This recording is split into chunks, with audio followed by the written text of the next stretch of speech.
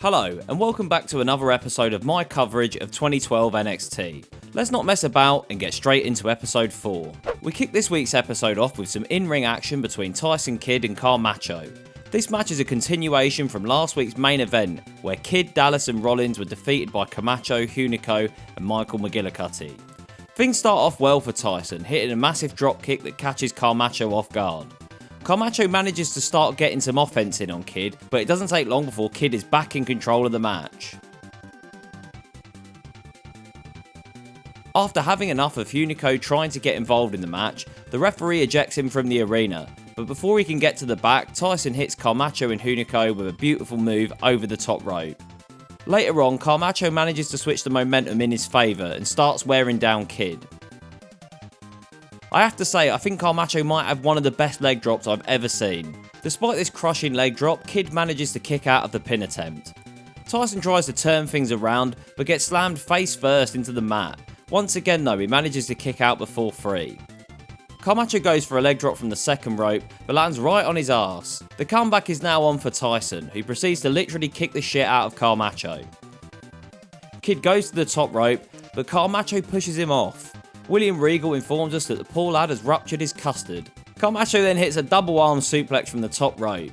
He goes for the cover, but only gets a 2. Kidd manages to avoid a back suplex from Camacho. He then delivers a blockbuster from the top rope. Tyson goes to lock in the sharpshooter, but Michael McGillicuddy comes down to the ring and distracts him. This gives Camacho time to hit a DDT on Kidd and get the win. That was a really good opening bout this week. Hopefully this episode moves away from the quick silly squash matches that we've seen over the past couple of weeks. Also, quick side note, because I haven't mentioned this on the series yet. In my opinion, Michael McGillicuddy has got to be the most bland wrestling name of all time. I mean, you could have picked literally any name in the world and you picked Michael McGillicuddy. Even Trevor Turbo sounds better. Next, the same exact promo from last week of Bray Wyatt in the woods with his disciples plays out, informing us at the end that Wyatt debuts on the brand tonight. They could have at least filmed a slight variation for this week, instead of putting out the exact same video again. Everybody's least favourite school teacher Matt Striker makes an appearance on the brand next, as he's backstage interviewing Justin Gabriel. Matt asks Justin that now he's recovered from his elbow injury and ready to compete, what are your plans? Gabriel says, I got to go back home to South Africa, and I had a lot of time to think about how to make a statement in this company, and the best way to do that is to become a champion. Striker says that next week Gabriel will have an opportunity to make a statement against Heath Slater in the main event. Before Gabriel can drone on about his history with Slater, the man himself appears and says, what kind of statement are you going to make? That you got hair like a peacock? Nice insult, Heath. He says that Gabriel's career is a failure. I'm the one around here making statements. I'm on Raw every week embarrassing legends. Gabriel asks, aren't they the ones embarrassing you? Next week, you don't have to worry about getting embarrassed by former WWE stars, because you are going to be embarrassed by me. What the fuck was that? Justin Gabriel was as charismatic and entertaining as watching paint dry in this backstage encounter. I can't say I'm thrilled to see him on the brand. Aiden English makes his way to the ring next. Tonight, English has got the pleasure of being battered around the ring for a bit by the debuting Bray Wyatt. Bray makes his way down to the ring whilst preaching to the Full Sail crowd. He says, I can only imagine what you people must think of me. You don't understand me, but you will in time. William Regal informs us that Wyatt gives him the collie wobbles. I honestly thought that was a made up word, but it turns out it's not. As you'd expect, Wyatt batters English for the whole match, eventually hitting a splash in the corner, then doing a short waltz with English before hitting Sister Abigail to pick up the victory. Richie Steamboat is backstage being interviewed by Ryan Nemeth. Steamboat says he can't wait to show the NXT universe how good Richie Steamboat really is. Leo Kruger then interrupts Steamboat and says that I have already proven that I'm better than you. I'm the king of Africa. Before Kruger can continue, Steamboat pushes him and then it all starts booting off between the two. Before our next match, Raquel Diaz, daughter of the great Eddie Guerrero, gets a short promo video. She says, I always thought, how could I bring colour to a colourless world? It's easy when you look like me.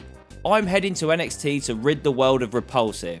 The Exfoliating Ugliness Tour begins next week. Main event time. We've got some tag team action to close out this week's episode of NXT as Jimmy and Jay, the Usos, take on the primetime players, Darren Young and Titus O'Neil. Before the match starts, Titus is helping Young with his throw, only for Jay to later mess it up. This completely throws Young off his game, and now the Usos control the match. Darren Young manages to get the tag to Titus, but it doesn't do much good, as Titus then quickly gets beaten down by the Usos. Titus then tags out, and once again this doesn't change the momentum of the match, and the Usos remain in control. After fannying about on the outside for a while, Young goes to enter the ring only to be knocked out of it again, and then hit with an over the top rope move.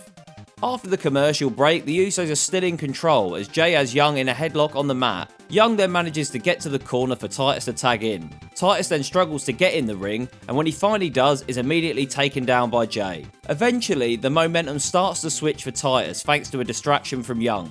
Titus and Young are now in control of the match, keeping either Jimmy or Jay from tagging out. Finally, the tag is made, and then Jimmy proceeds to go on a mad one.